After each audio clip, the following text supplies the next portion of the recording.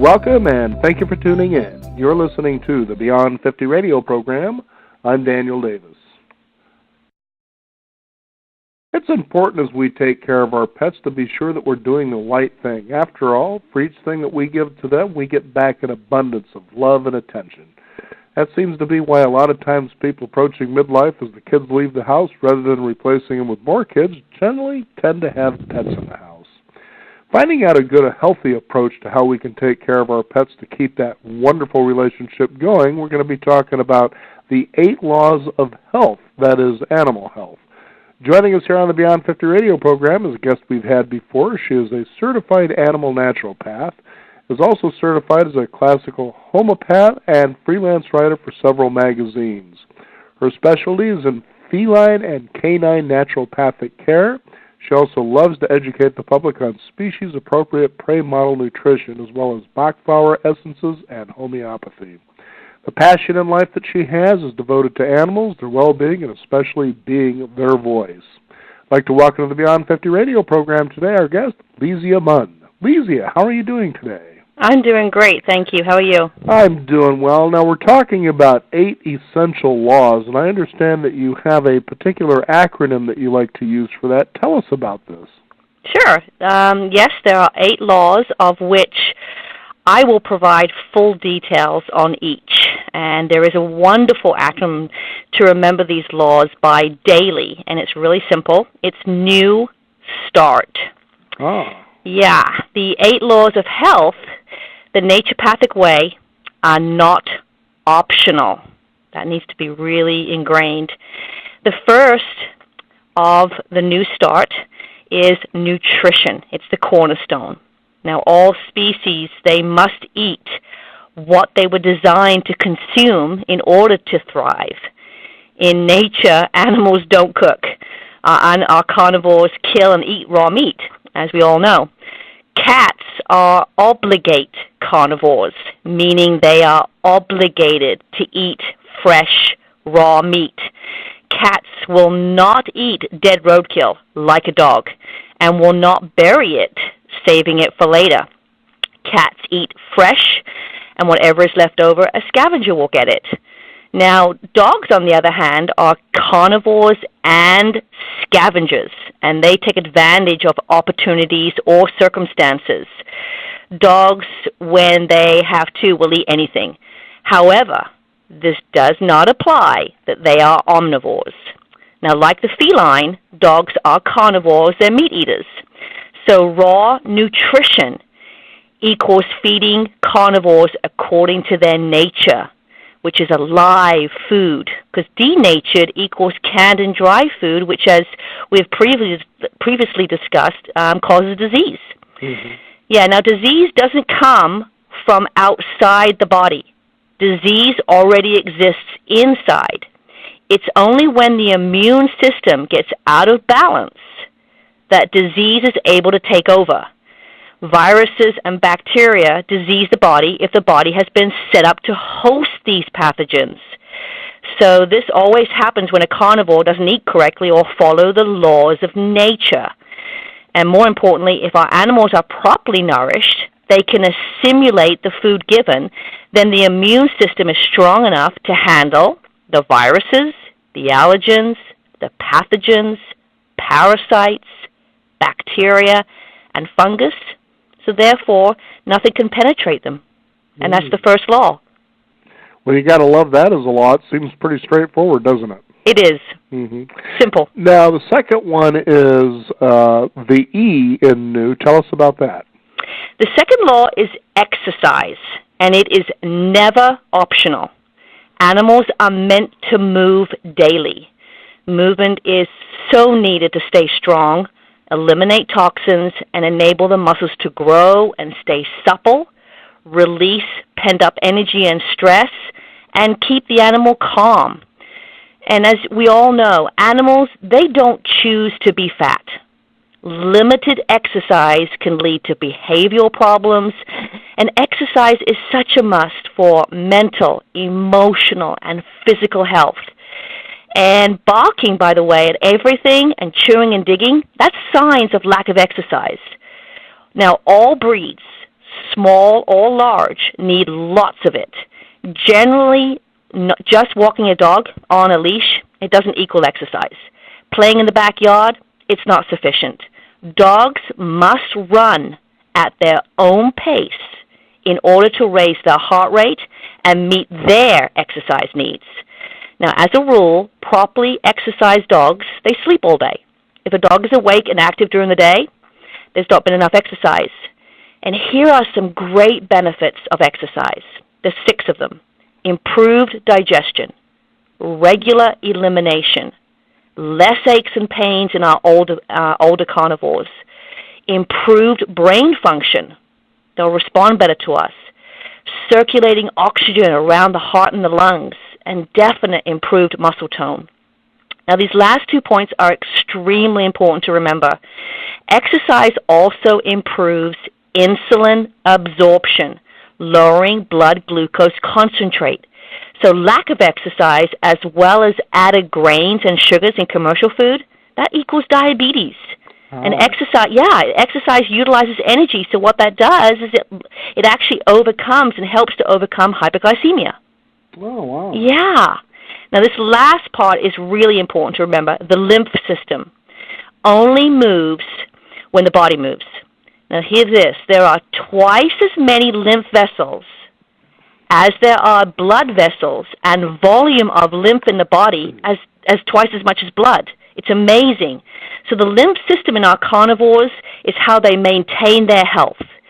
Now, this is the important part. Lymph cleanses the cells and fluid around the body and removes the impurities and waste products and protects the body from toxins.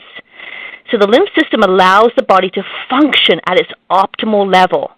The lymph system needs adversity and motion. The lymph system should be at the forefront of our animals' care because that's part of the immune system, and it acts as an alert center that activates the immune system to attack pathogens. And it also delivers nutrients, fights infections, detoxifies, and removes bacteria. So with the movement and the exercise of E, the lymph system will not work without adversity and movement. Now, I understand the 3rd law is water. Do they naturally know how much they need? They do, and it always should be pure, fresh, and daily in a clean dish, and never put water on top of the old. You're so correct that pure water is the magic key, and they do regulate what they need. And you'll notice if they are fed commercial dry kibble, they will want to drink more water. And as soon as you transform them over to a species-appropriate raw meat diet, a variety of different meats, they drink way less. And cats actually are desert animals. They don't require much water at all. And here's what's really fascinating about our carnivores, these percentages, and your listeners can re-listen to this. The blood is 83% water. Their muscles is 75%. The brain, 95%. The lungs, 90%. So water is needed to maintain and cleanse it. And water keeps the organs and joints moist and allows the passage of nutrients. So it's really, really crucial. Pure water is actually quite hard to find because of the contamination, so use filtered or bottled water is what I suggest. And also, really important, try to keep your dogs and cats from drinking out of puddles and ponds due to all the pathogens and runoff bacteria. And lastly, what I tell all my clients is when you go on your walks, take water for both of you. That makes sense. I know we certainly do that with our pet, especially on the warmer days. Yeah. And speaking of warmer days, number 4 is sunshine. Is that right? You're correct. It's imperative and necessary for vitamin D production, which actually is manufactured through the skin. And sunshine is required to convert an enzyme in the colon to vitamin D. So sun plus vitamin D supports the immune system, lowers blood sugar levels and cholesterol, which converts it into vitamin D. It utilizes calcium and phosphorus, and it also increases red and white blood cells, which destroys the germs on the surface skin. And it also increases circulation and eliminates toxins. Really, actually, vitamin D is essential for the brain. It regulates the production of cells, and it actually acts less like a vitamin and more like a hormone. So sunshine also helps with pain reduction. So for optimal health, I educate everyone especially a dog, that the animals require at least 2 hours of sunshine outside daily, whether it be go for a walk or go onto the balcony. And the cats, it's really important to get them out of the apartment somehow, even if it goes in the car or somewhere, get them out in the sunshine. Now, it's really interesting because number 5, the T, stands for temperament. There's an interesting one. Yeah, temperament is an old-fashioned word for moderation and balance. And this is a simple law. All laws of health and all facets of life must be observed in moderation. Simple as that on that one. Ah, that one certainly makes sense. And most of us, it's really difficult to find that balance, but with our animals, it's imperative. Now, air comes in at number 6. Well, that seems like a pretty obvious one, but this day and age, getting them fresh air, I think, comes hand in hand with also exercise, too, doesn't it? Especially with the people that are so busy with their lives and technology nowadays. Yes, the 6th law definitely equals that particular substance, and none of us can live without it. Air, pure, fresh, and daily for our carnivores. Nature did not intend for our animals to be enclosed all the time. Everything needs fresh air. Everything.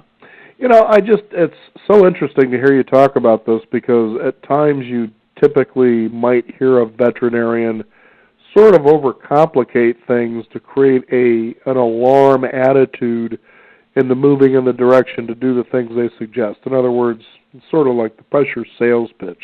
And that doesn't mean they're doing a bad job. It's just that's the job they do. But, you know, you kind of really strip it down and bring it back to the basics. You know, how would you find this animal in nature? What would this animal be doing? And you realize sometimes the approaches we use as we domesticate them seem to be so far off track when the answers are just so obvious. Very well put. I don't even need to add to that. It was so well put, yes. Now, I know rest is one that's comes in here at number 7, you know, and it's something you wouldn't think about too much, but, you know, it's pretty important as well. Well, especially if you go a little deeper in thinking, yes, animals need their rest and plenty of it without noise, but without noise of modern appliances and electronics that actually interfere with deep rest and biorhythms. It's really important when you have a room somewhere where there's none of the computers and the printers and high-fives and televisions, at least have one room where they can escape and go get some good quality rest. Because remember, as previously mentioned, stress can bring about disease and illness and especially behavioral problems. Well, there's no doubt about that. I mean, think about what it's like when you don't get enough sleep as a person, how grouchy you can feel, and certainly a pet's going to feel the same way, even though they're seemingly have a high threshold of tolerance. Well, we don't, and that's well put again, because we don't tend to think that they might get a little cranky, but they do. Oh, yeah, I'm sure they do, that's for sure. Now, trust was number 8, and that one kind of surprised me there. Tell us what makes this one so important. Trust in the previous laws, because all others hinge upon this one. Without trust, we will not have faith to trust in the previous 7.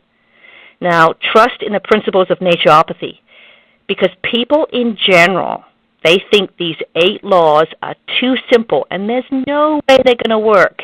Yet everything that works is going to be simple, and nature always provides the answers. The 8 laws of health, they're not optional. Every action matters. Laws of nature cannot be broken without consequences. Natural health may be slow, yet slowness always wins the race.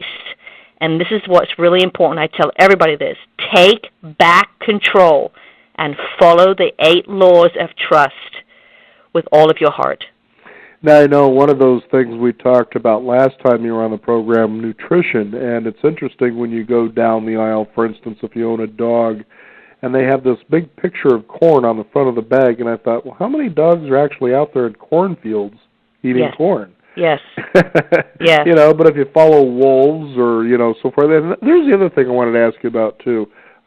Since it's actually on the subject of what we're talking about when it comes to nutrition, I find it interesting that you hear sort of, well, salmon or fish really isn't good for dogs, and I think, but dogs in the wild eat fish like crazy. Yes, and that does not apply to all breeds. There are certain breeds. I mean, I actually will educate, when in doubt, if you feel safe not to do that, don't do that with the fish. But there's certain breeds that can eat certain fishes and certain breeds that can't. Just like us humans. Us humans have an allergy to certain foods, and some of us can eat the same thing and we're fine. So that's where that applies. Mm-hmm. Simple as that on that one. Now, on exercise, you were mentioning, and we're kind of going through these one more time for the listeners. Please. But with exercise, you said not on a leash. So what exactly would you suggest? And I know that's probably different depending on the breed, but I'll give you an example. We own or have a pug, and there was actually a piece of advice that you should never walk your pug more than 2 blocks, and I thought, well, that's not a heck of a lot of exercise. There's been times we've taken him on walks that easily equaled 3 and 4 miles, and he seemed just fine with it. He started kind of dragging there toward the end, but he certainly seemed fine with the whole thing. So yes, you need to walk them for the particular breed. You can always look into the breed, and there's a lot of information out there of the length or how tired they can get, et cetera, et cetera. But again, one of my colleagues this morning asked me a question about one of her dogs, and I said, be instinctive and allow the dog to guide you because they're far more intelligent than us. And you do need to have the dog on the leash, but you need to run or walk it at that particular pace to get its heart rate up. And some breeds, just like some pugs, may be more fit than other pugs, depending if they're overweight.